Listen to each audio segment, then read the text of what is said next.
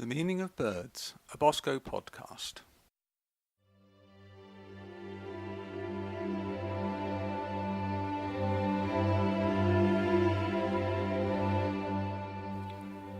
Birds are the wild creatures we see every day in gardens, fields and cities.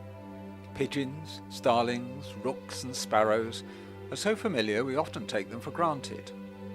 But what do we know about these everyday birds? And how important are they? And what is their value for us? Welcome to the Meaning of Birds podcast, a weekly series in which we shall take a look at the lives and meaning of some common British birds.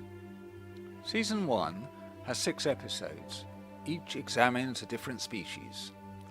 I am Paul Stevens-Wood, your host for the series. Episode 3.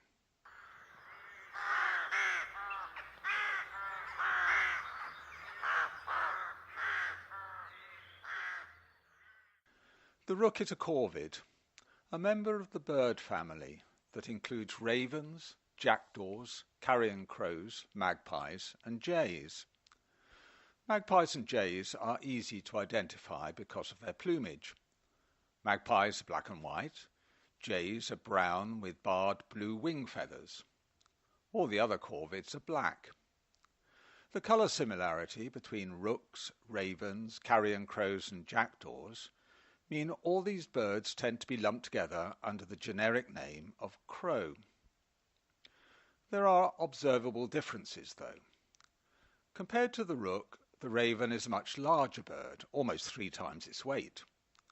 The jackdaw is much smaller and has a pale grey hood from the top of its head and round the side of its cheeks. It also has a distinctive white eye. The biggest difficulty is separating the rook from the carrion crow, a bird of a similar size and also all black. So how can it be identified? If it's flying, it's not easy, but on the ground where you can get a good view of it, there are some easily identifiable signs, at least in mature adult birds. Rooks are the clowns of the family. Their faces have an eccentric look. Between its beak and eye there is a patch of white scaly skin devoid of feathers. It gives the face an almost reptilian cast. But for the rook it means it can probe its long beak deep into the earth without soiling its facial feathers. This distinctive feature has given it an alternative name of bare-faced crow. But it isn't always there in juvenile birds up to about 2 years old. And it is these young rooks that are so difficult to separate from the crow. Another sign helps here. Rooks have feathering around the upper legs that looks like a pair of baggy shorts. Crows do not. There are also a couple of small differences that only experienced corvid watchers would detect. Rooks tend to walk more upright than crows, and in flight the primary feathers that stick out from the tip of the wings are narrower. And when the sun strikes rooks at a particular angle, there is a strong iridescence flashing from the plumage that makes it look clothed in shining light. Rooks are notable for living and breeding in colonies. They're very social birds that feed in small groups and return to a communal rookery or roost at dusk. This sociability contrasts with the more solitary existence of crows and ravens. The countryman's assertion that if you see 1 or 2 blackbirds in a field, they are likely to be crows or ravens, and if you see many birds, they will be rooks, isn't entirely accurate, but it does acknowledge the rook's social nature. Rooks have attracted dedicated rook watchers throughout history, but over the last few centuries, enthusiastic observers have watched and recorded their behaviour in great detail. The social and communal patterns they noticed show distinct changes over the seasons. Rooks will build their nests in rookeries in the spring, then transfer their allegiance to a roost site after the young have flown. From late February to March, before the leaves bud on deciduous trees, rooks build their nests high in the branches of the tallest trees. This is the rookery. There are regional variations in choice of tree. In windier parts of Britain, like Scotland and Cornwall, they favour evergreens for the added protection they give, nesting on the leeward side. In less austere climates, they seem to prefer tall parkland trees and have a strong association with country estates. In England, the classic rookery tree was the elm. In Gloucestershire, elms accounted for 4/5 of rook nesting sites, with a higher percentage in Oxfordshire and the Isle of Wight. But the ravages of Dutch elm disease in the late 1960s and 70s destroyed most mature elms, so the birds now choose other taller trees like oak and beech. The rookery becomes a place of cacophony and commotion that seems to resemble the noise and bustle of human cities. Like human crowds, the mood can change rapidly. In spring, when the first chicks emerge, a ripple of excitement sweeps through the colony and the noise level rises. The nests will be an untidy bundle of twigs bound together with earth and lined with moss, leaves, grass, wool, or whatever softer material the birds can find. Often it's a repair job, after having been used the previous year, as rookeries are habitual nesting sites that sometimes have been used for centuries. And to make the job of building a nest less arduous, rooks will rob other nests, stealing the sticks for their own. This, perhaps, is the origin of the colloquial use of to rook, meaning to steal. Nesting colonies can be very large. Some of the biggest nest sites are found in the Celtic lands. In the 19th century, it was claimed there were 10,000 nests in County Tyrone, and at Hatton Castle in Aberdeenshire, about 6,700 nests were recorded in the 1950s.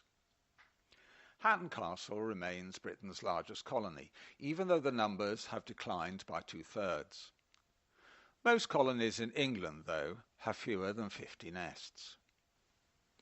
During nesting time, rooks spend all their time either in the nest trees or transporting food and nest materials to them. The hens lay one clutch of between 4 and 9 eggs a year, pale blue and glossy. Both parents feed the chicks that become ready to fly after about a month.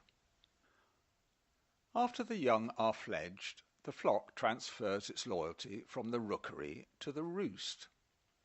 This second location, where they will leave at dawn and return in the evening, is occupied from June to February. Sometimes they will use 2 or more roosting sites, a sub-roost from June, then a main roost from the autumn. As with the rookery, the birds in a rook roost will be a community that shares its feeding areas and demonstrates common patterns of behaviour. Many of the birds will be related. This observation, that the rooks in a roost are a community, is reflected in the words used by ornithologists. The rooks form a congregation that lives in a parish, clearly suggesting a community attached to a specific area. The roost site is often selected because it has meaning for the rooks. They seem to have a great attachment to place.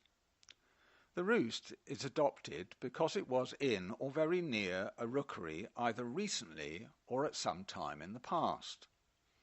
And as some rookeries have existed for centuries, the attachments are long-lasting. It has been suggested that this knowledge of place has been passed down from parent to chick as a meme, a learned fragment of information. There is also a regularity in the movement of rooks from their feeding areas to the roost sites, which might be a distance of up to 32 kilometres. They tend to take the same regular flight paths, having fed during the day in the vicinity of their nest colony. And the way they fly, directly and without deviation, is shown in the phrase, "as the crow flies," an accurate description of rooks, not crows, and is further evidence of the confusion between the species. Dusk is a key moment in the roost. The birds will fly directly to the roost site from their daytime feeding areas. They alight in the surrounding fields for one last feed until all the birds are assembled. The birds on the outside of the group will leapfrog their neighbours until the flock becomes quite concentrated. This takes about 15 minutes. During this time there is noisy chattering. Then the whole flock falls silent for a few moments before they rise and with the last clamorous flurry make for the trees in one great movement of pirouettes and loops, calling excitedly to each other. They then drop onto their roost. As the dusk deepens, there will only be a few caws and clacks before they all bed down. Late arriving birds will come straight in and drop into the trees without sound. The evening roosting of large colonies, perhaps as many as 40,000 rooks, is one of the great and memorable sights in nature.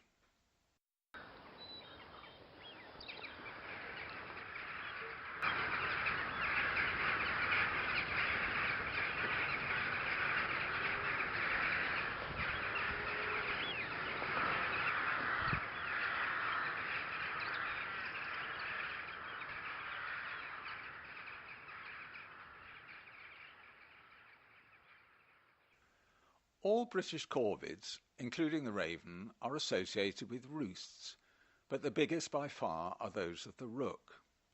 So why do rooks roost in such numbers? Is there a purpose to it? There are many theories advanced to explain the behaviour. The need for security is the theory most associated with flocking behaviour. With hundreds of birds, there are more eyes to see predators. As flocks can swirl and swoop in unison, it behaves like a superorganism and confuses predators, so reducing the risk to individual members. But as coming together in large numbers also draws predators to the roost site, rooks have evolved another tactic. When they descend on the roost, they go down in a wild, tumbling flight with many twists and turns, known as whiffling, making themselves difficult to catch. But this theory doesn't fully explain the wide variation in rook behaviour over the year. In late July, there may be only a few rooks in a congregation. By late February, there may be as many as 40,000. So why are they roosting in such large numbers in winter? Some have suggested that it's for protection against the cold, but a more reasonable explanation could be that rooks are making the most of their sociability. The roosts are acting as information centres. Rooks are communicating with one another about where to find food. The theory is that as food sources become more depleted in winter, unsuccessful birds will notice their better fed companions and follow them the following morning to the better food source.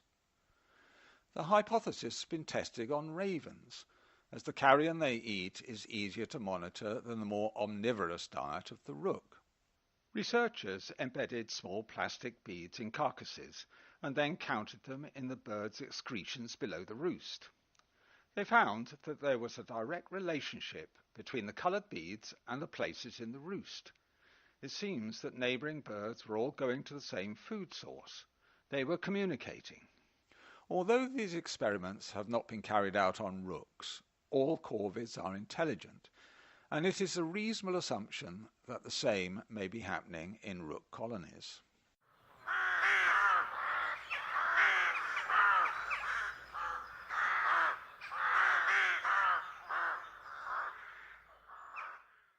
That rooks are intelligent has been demonstrated by a number of observations and experiments.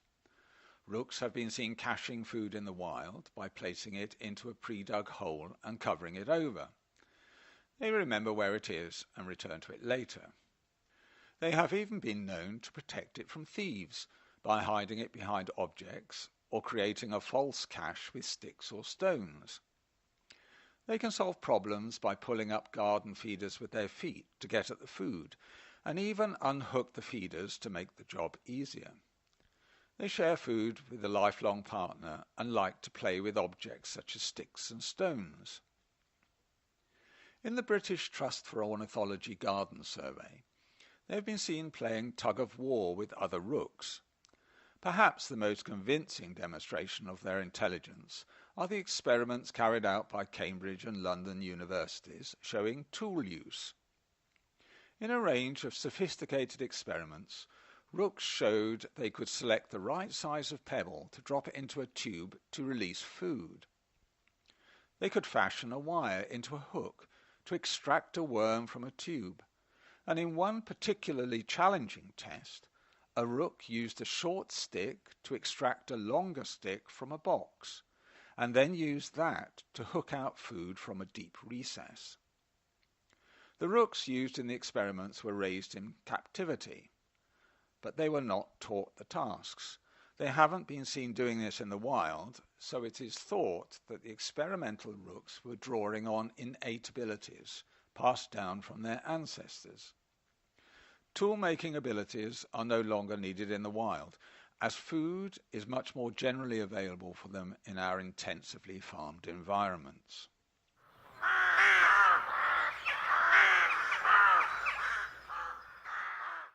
Rooks are omnivorous and quick to exploit opportunities like rubbish dumps, litter bins, and roadkills.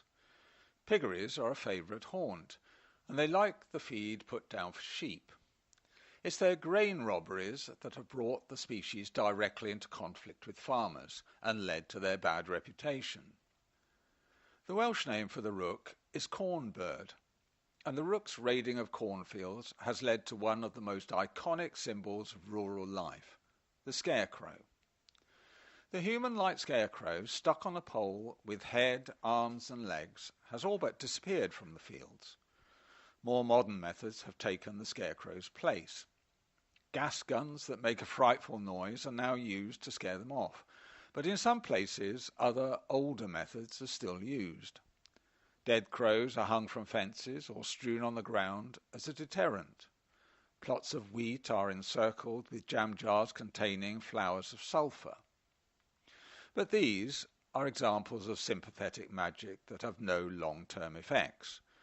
Rooks get quickly used to them and, seeing no threat, ignore them. Rook control is an ancient business. In 1424, there were laws in Scotland ordering landowners to prevent rooks nesting in their trees or have them confiscated. There's an Elizabethan statute organising bounty payments of 1 penny for every 3 rooks killed and half a pence for every 3 eggs. Bird scarers have been employed since ancient times. It was probably a job for the very poor, the very young, or the very old, as it had low pay and even worse esteem.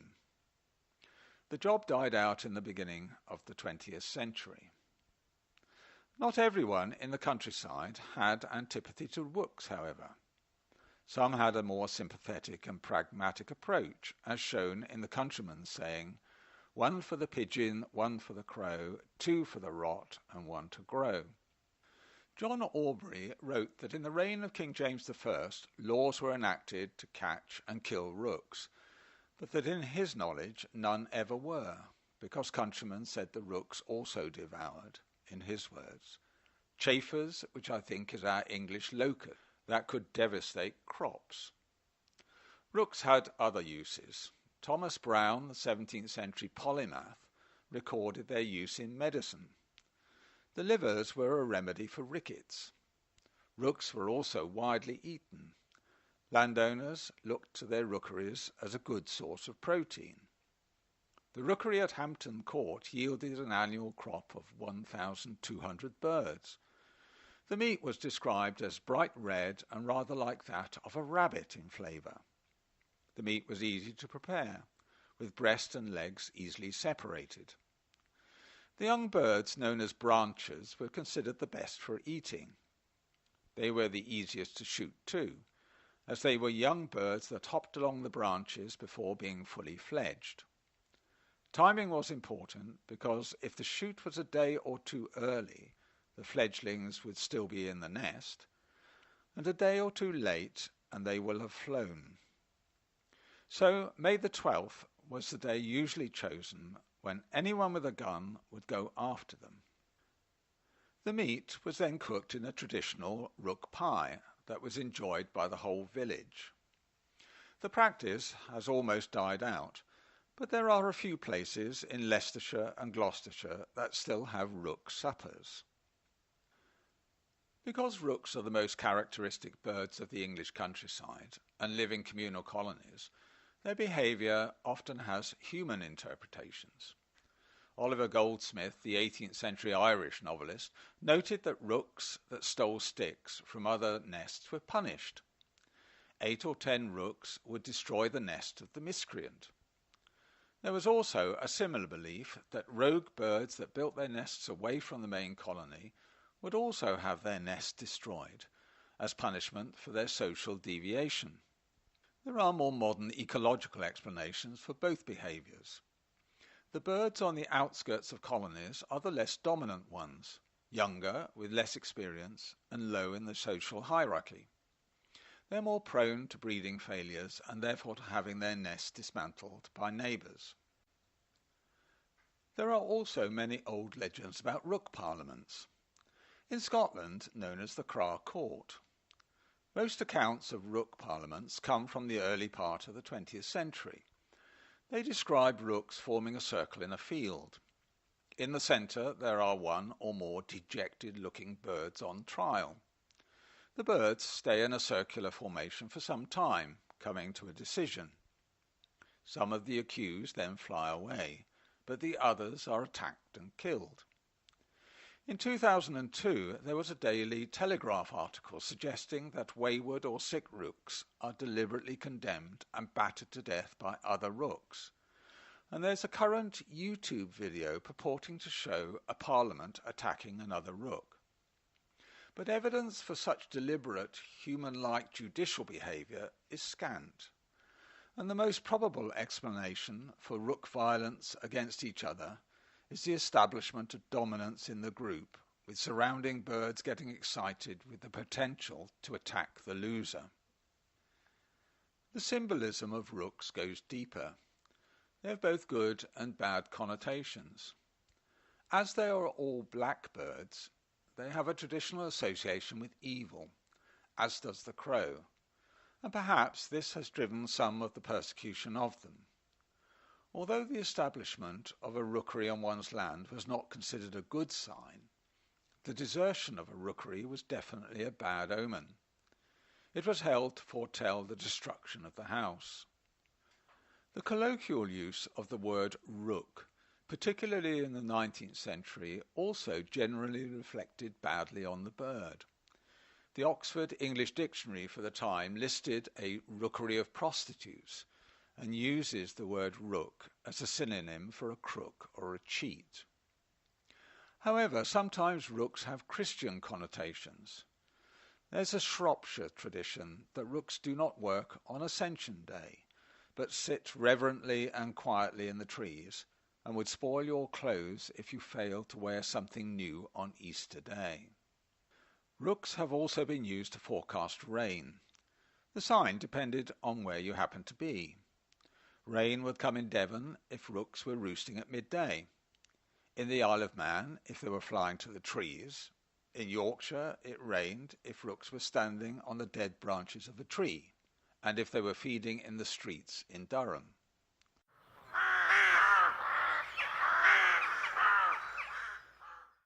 And so the rook is an integral part of our country experience.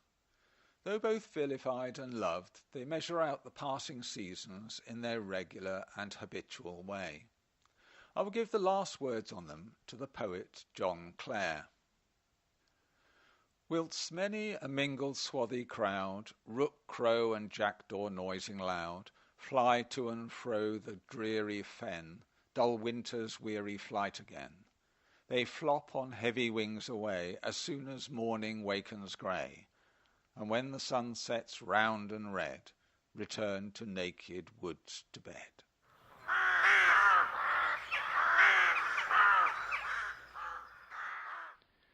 You have been listening to a Bosco podcast. Thanks to Lobo Loco for the music and Zeno Canto for the recordings of bird songs. Both are reproduced under a Creative Commons license. You can get in touch by emailing boscopodcasts@gmail.com. I can send you transcripts of the podcasts. If you would like to help me make more programs, you can make a donation through PayPal to boscopodcasts@gmail.com. Thank you for listening. In next week's podcast, we will be looking at the pigeon.